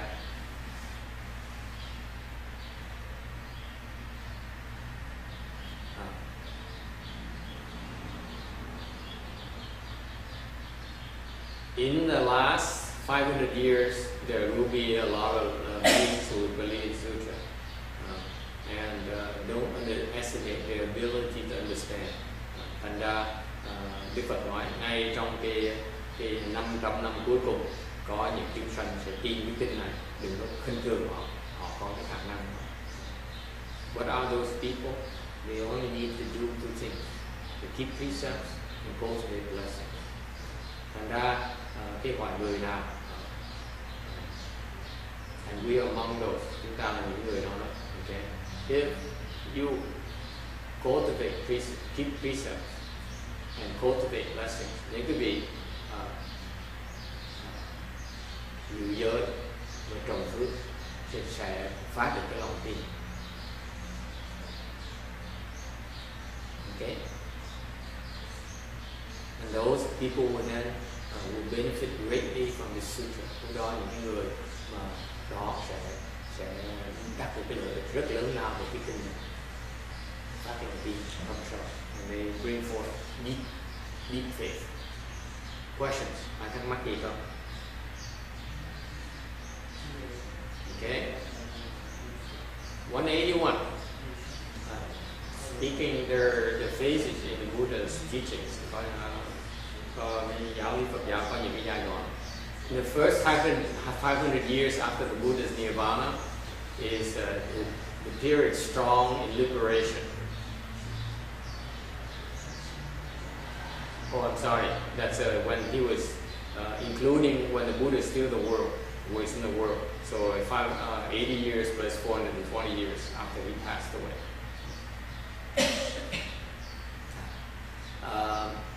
Có 500. There are many ways to slice this, but one way to look at it is that the first 500 years after the Buddha, with the Buddha still in the world, again teaching, so it's about he's about 50 years teaching, so 50 years of his teaching life plus 451 years of after he passed away, to be precise.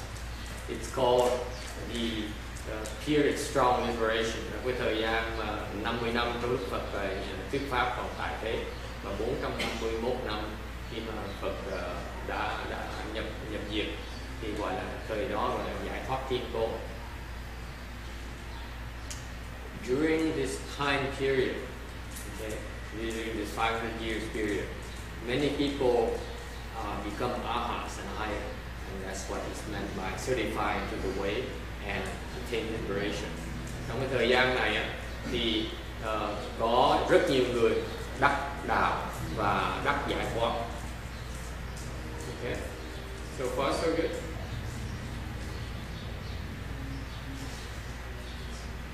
During the time when the Buddha in the world, they simply listen to the Buddha's lecture, sermons, and they attain arhatship. Rồi lúc Phật còn tại thế, nhiều người nghe Phật giảng và đắc được tứ quả lại. Okay, is that simple? Is that easy? Nó dễ dàng như vậy. Same thing with Maitreya Bodhisattva when he appears in the world, the next Buddha. Giống như ngài Di Lặc đó, Di Lặc có biết không? Nhập Lặc có biết không? Ngài Di Lặc khi mà sắp hiện ra cũng như vậy luôn nữa. Lúc mà ngài xuất thế, ngài sẽ giảng pháp, người ta nghe pháp ngài ta đắc bỏ được. Same thing when Maitreya Bodhisattva came to our world, becomes a Buddha, he will start preaching Buddhism, and the people in listening his preaching will attain arhatship just like it, become enlightened just like it. Okay, so it's worth waiting to come and see him. When he appears in the world, and quý vị mà đợi được ngài tới thì then it would pay off.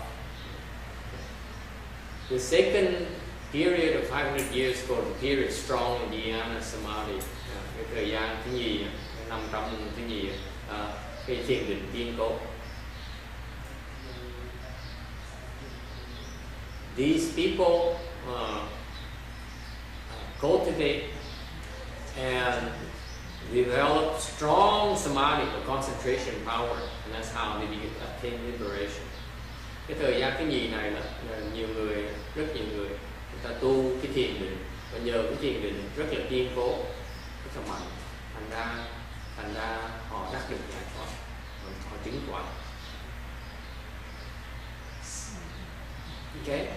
Remember what's the difference between the first period, first 500 years and second 500 years? Quý vị thấy sự khác biệt giữa cái 500 năm đầu tiên và 500 năm cái nhiều khác nhau chỗ nào không?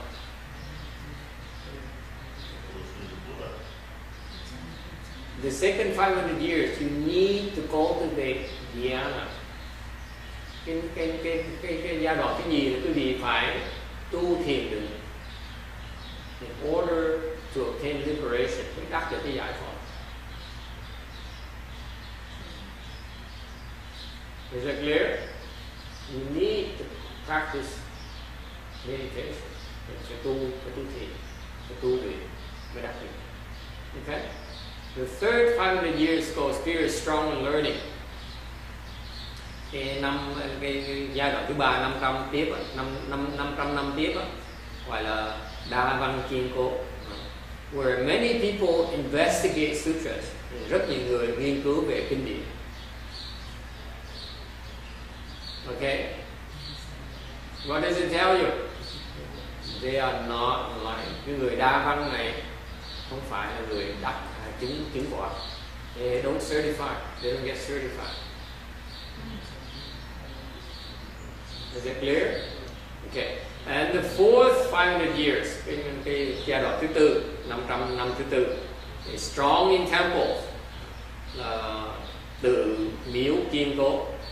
These people create a lot of blessings by building way places. Nhiều người này họ trồng rất nhiều phước điền bằng cách xây cất chùa chiền.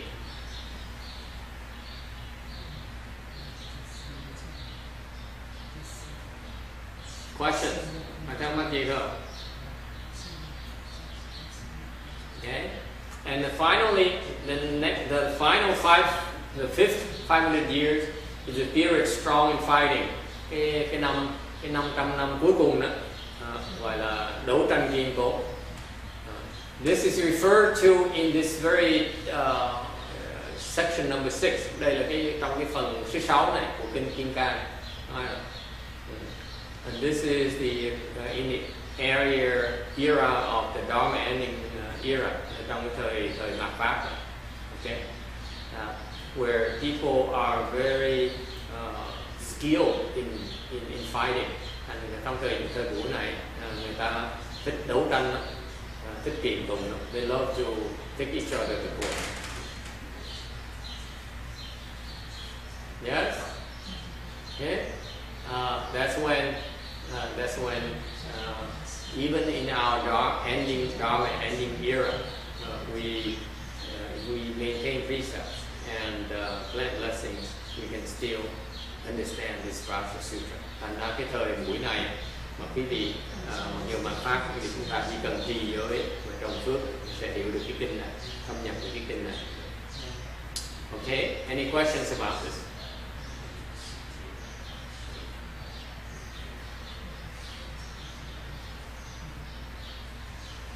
Question?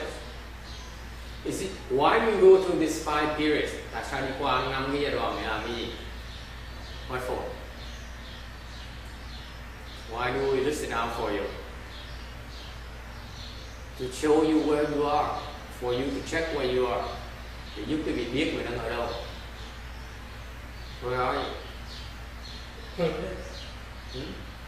You know where you are? Yeah. Where? Number 1? Oh, you mean me personally? Yes. Where are you?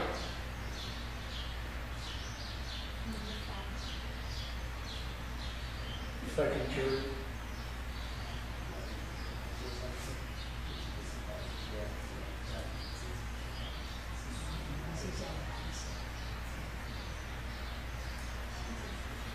No comment. I don't have many people coming to the temple anymore. I can't afford to lose more.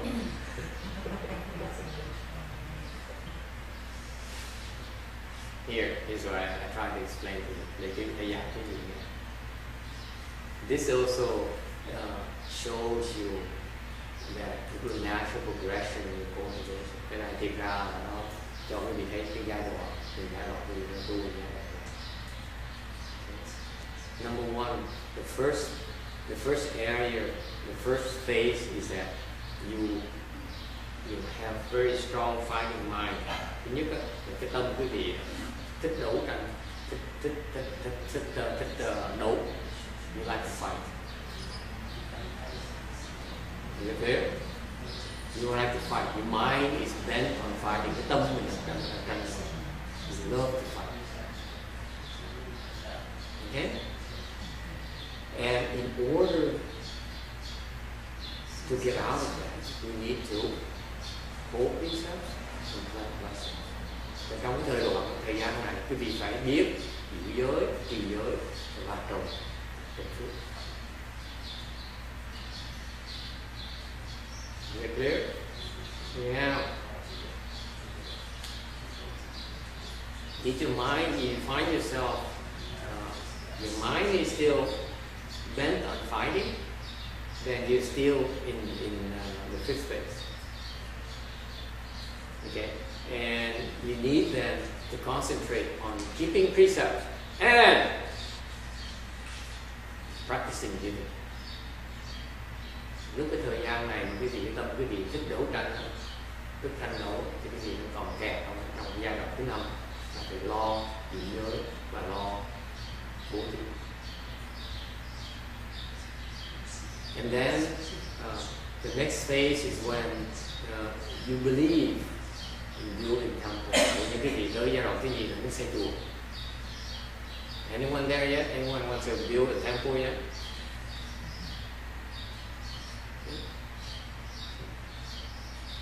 Not even there yet. We prefer to fight, mình đừng muốn đấu. See, we prefer to fight. We don't want to build a temple. You find meaning in building temple. Do cái tâm quý vị muốn xây chùa, thích xây chùa. They like to build temple. And I would tell you that in Taiwan, when I was there for a couple of years, you hear a lot of stories of people who have money and what they do, build temple. That's what they need to do. Có nhiều người, quý vị biết không, là nếu ở đây thầy ở Đài Loan 2 năm, có nghe như rất nhiều người ví dụ rất là thích xây chùa. Okay? They love to donate money to build temples. Rất thích xây chùa. Okay? And then the next period is that the third period is when you open your wisdom, you appreciate and understand. Đó cái giai đoạn thứ 3 thì thích hiểu. Okay? You love the wisdom, the knowledge. Thích hiểu, thích trí huệ, thích mở trí huệ. Okay? You see the progression is very important. Please don't take it lightly, because for you to really enjoy the learning, you need to build a lot of temples first. Okay? Thầy xin nhắc lại quý vị mà thích hiểu như cô Nhật Lạc sau đó là cô đã từng xây chùa nhiều lắm rồi. Okay? Bởi những gì thích đọc kinh, now you enjoy reading sutras, you love acquiring, reading up on the Buddhist principles and stuff like that. Reciting sutras, quý vị bắt đầu thích đọc kinh, thích nghiên cứu kinh, thích đọc chú thích, thích đọc kinh, đọc về Phật pháp, về giáo lý. Đó là cái loại người đó. This is number 3. Is it clear? You love doing, thích dễ sợ. Anyone in this period trong thời gian này chưa? Raise your hand. Giơ tay qua. Okay? Naturally. Bụng thích. We're not talking one lifetime. Mình phải nói một đời nha. We're talking many lifetimes. Nói rất nhiều đời. Danny, where are you? 5, 4, or 3?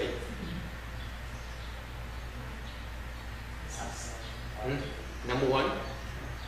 Number 6. Number 6? Number 6.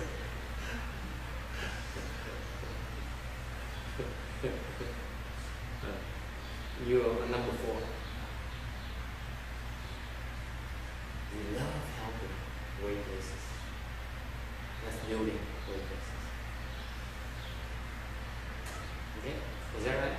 See, you Chinese people have something very special. You know, we love building way places. Many of you. Cái nói cho ông này là ông phải trao thứ tư, ông thích xây chùa, có nghĩa là ông thích giúp chùa, tức là đi chùa thích làm công. They love to come to the temple and build the blessings. Now these texts out and John. Okay, it's natural with them. It's you don't have to tell them. They just like to do. Không cần phải giảng dạy. You don't need to explain to them. They just do it. Okay. And then because they hang around the workplaces, naturally they look into Buddhist sutras, and then now they enjoy learning about sutras. Từ khi nhìn thấy, you see a natural progression. You go to the temple, you help out, and then naturally you close all the sutras, and you want to read some, and then you enjoy reading the sutras more and more and more. You nhìn thấy không?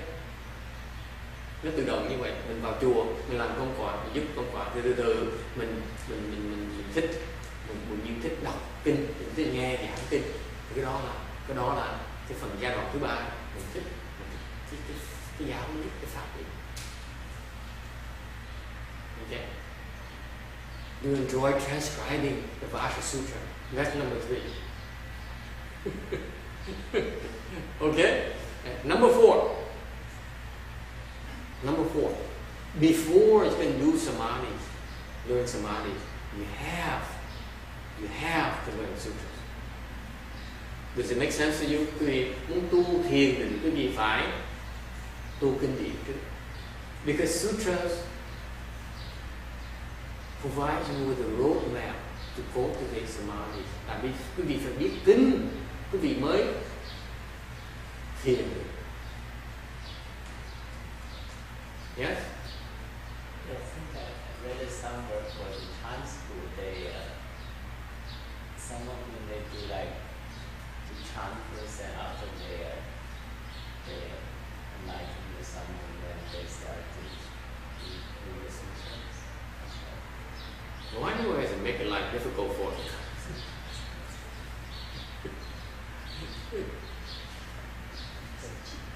Yes. But the sutras actually plant all the seeds for the insights and the samadhis that you're going to get in meditation. It's all there, but it doesn't grow until you do the meditation. It doesn't develop. Then why do you study sutras then after they become alive? What for? Sorry? Why do you study sutras after they become alive?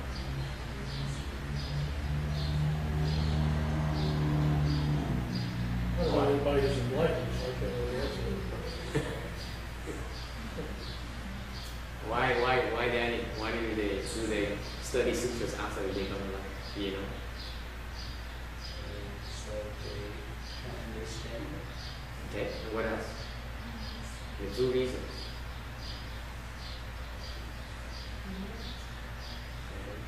And keep on their cultivation. And explain it to you. What's that? Then explain it to you. See? They can understand it, but they need to have a way to explain it to you. So the sutras help them, provide them the means to explain things to you.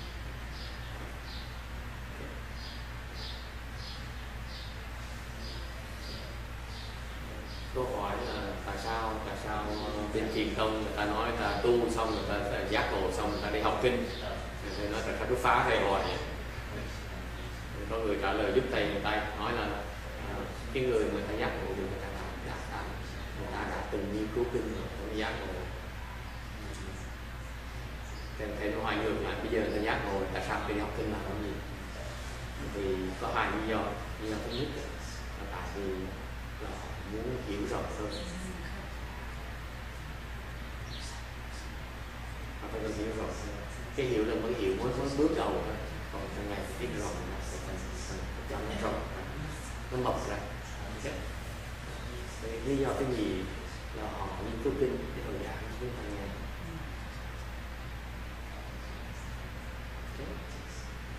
Tại giác ngộ là phải giảng cái giác ngộ cho mình, cho người khác nghe, chứ phải giác ngộ cho mình thôi. The reason they need, the second reason why they need to study sutras after they become enlightened is that they can share the enlightenment with us. The enlightenment is not meant to be for themselves. They have to teach us to become enlightened. Does it make sense, Danny, now? Why? See, Roberta, is it clear now? Once after you become enlightened, you have to study more because you need to help people, other people become enlightened too. Explain to them how to become enlightened. That's why after you become enlightened, you explain sutras. Before you become enlightened, you don't explain sutras. You don't explain sutras. Does it make sense, text? Because before you become enlightened, what are you doing explaining sutras? You don't know what you're talking about.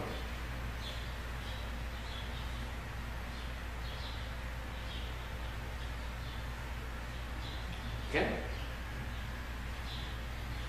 There's a lot of unenlightened people explain. But you see, this period is very important. Cái năm cái thời kỳ nó quan trọng để sợ cái it helps, it shows you the natural progression in your cultivation. Cái này là chỉ quý vị thấy cái giai đoạn mà quý vị cần đi qua để mà tu hành. This pertains to how we need, what we need to do. Okay? What do we need to do again? Okay? And it takes many lifetimes. Number one, again, is to keep precepts and practice giving. Đầu tiên hết là quý vị phải giữ giới và bố thí. That's the first time period. You have to keep on doing it. If you do it if you perfect that, quý vị làm đủ rồi, okay? Then naturally, what do you want to do? You want to build weight places. You want to help weight places. Rồi khi mà quý vị làm đủ rồi, tự nhiên quý vị muốn xây chùa, muốn giúp chùa, muốn tới chùa làm việc. You want to go to weight places and help out and contribute. Naturally, no one has to tell you. Không là ai cần nói thì quý vị muốn làm. Okay, and then at weight places, naturally, the next phase is that you need to investigate sutras. Học kinh điển, thích học kinh điển. You love to investigate sutras. Okay? Okay? And then the next phase, after you learn all these principles, naturally, you want to practice samadhi. Sau khi cái gì mình làm theo kinh điển, mỗi những cái vị thích thì you love to meditate. Thích thiền đó. That's all you do. That's all you want to do. Okay?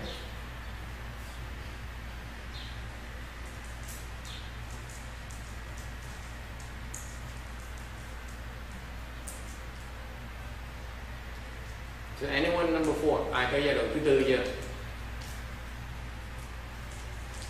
See, I raise my hand every single face. It's not fair. It's true. You enjoy doing all this stuff. You don't stop.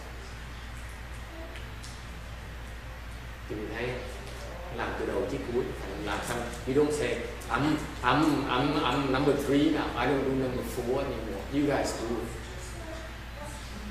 Number 3 includes 4 and 5. Nhưng nghe rõ không? Cái giai đoạn thứ 3 này không được nói mình tới tôi là bây giờ tôi đi giai đoạn thứ 4 rồi, tôi chỉ còn thiền thôi. Ok? Tôi không làm gì nữa. Cái người đó không phải là người tới. Cái người tới giai đoạn thứ 4 rồi, cái đoạn thứ gì nữa là tự nhiên thích làm 3, thích làm 4, thích làm 5. Từ đầu thích. Hiểu chưa? It's a pyramid. Cái này là cái kim tháp từ, nó lên từ từ đó. Cái ở trên nó có hết tất cả ở dưới. Tầng ngay tầng cao là phải có cái căn bản ở dưới. You cannot rise, elevate yourself unless you have the foundation from the prior phases. So you keep on building. You cứ tiếp tục xây. Okay?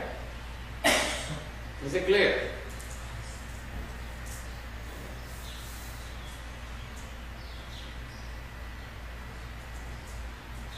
182 và 182. You cannot believe in the sutra unless you have good roots. Những người mà tin vào kinh này là người có thiện căn. They maintain the precepts and cultivate blessing. Họ giữ giới, trì giới và họ trồng phước. Those people will believe the Vajra Sutra and accept its principle. Những người đó họ tin vào cái kinh Kim Cang này và thọ những cái giáo lý của kinh này. These people are very special. Những người này rất là đặc biệt. They have planted good roots for limitless elders. Nói cái gì nghe? Tin được cái kinh Kim Cang này và tin vào cái giáo lý kinh Kim Cang này. Mặc dù even though you don't understand, okay? Even though you don't get the Vajra principle, even though you don't understand, but you still have deep faith in the sutra. Okay? That cannot happen unless you have tremendous blessings. That you've been planting since limitless elders. Quý vị biết không? Những cái người đó có tin cái Kim Cang này mà đã từng trồng cái phước điền từ vô tận kiếp.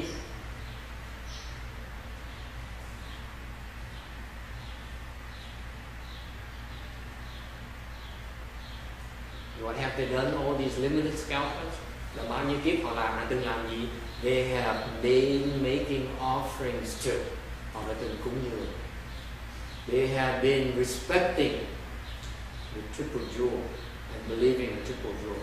Họ đã từng cung kính và tin tưởng vào Tam Bảo đã vô lượng kiếp since countless times.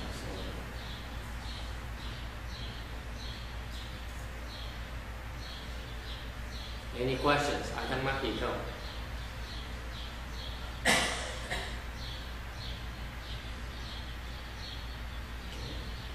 If you have such limitless blessings, okay, then you naturally will want to draw near the Vajra Sutra. Những người có phước điền tự động thích kinh Kim Cang.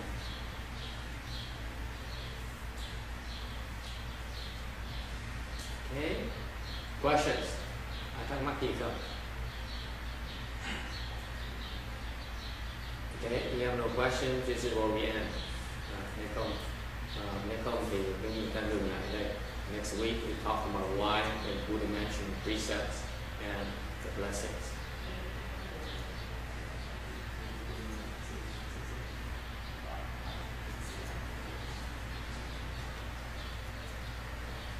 Alright, we will transfer the virtues and we'll do công đức vậy. Please don't take this lightly. Quý vị đừng nghĩ chuyện Phật nói chuyện khởi hợp đâu.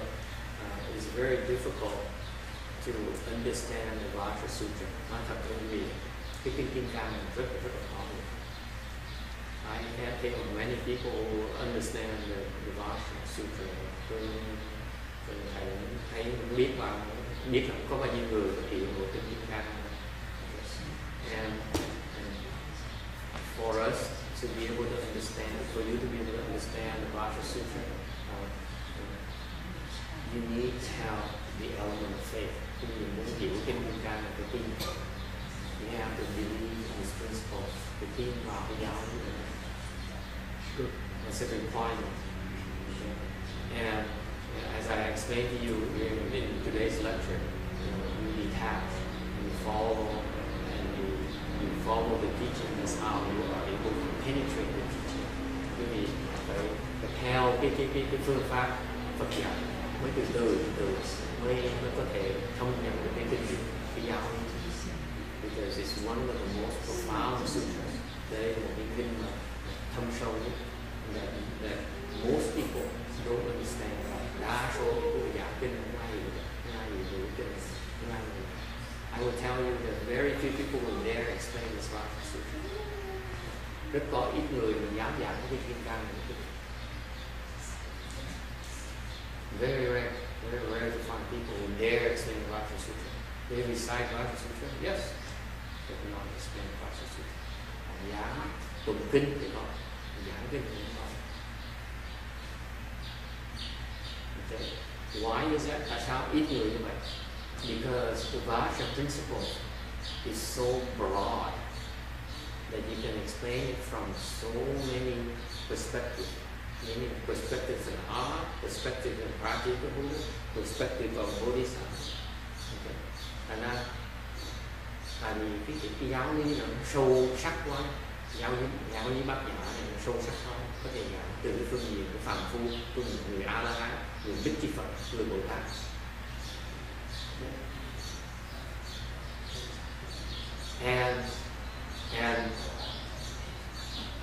So when you find an explanation like Master Sri Hoa explanation, khi mà quý vị đọc cái kinh, cái dạng, cái chú thích của kinh Cang là tiếng Hóa rồi, it's done at the Bodhisattva level. Đó là được giảng về cái phương diện của Bồ Tát. Okay?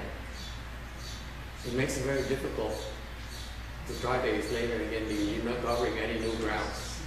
Một khi mà Bồ Tát giảng kinh rồi, mình giảng kinh còn từ cái phương diện thấp hơn, cách nào mà hơn, mà không ai dám giảng. Now, very few people dare explain it. They're not doing anything new, they're not contributing anything new to it. Không ai có cống hiến gì thêm mới, còn ít người cũng giảng. Maybe it's not such a bad thing considering how easy it would be to go wrong. You know, people could go so wrong with these explanations. Yeah, because unless you're able to understand the full range, explaining the sutra could be misleading.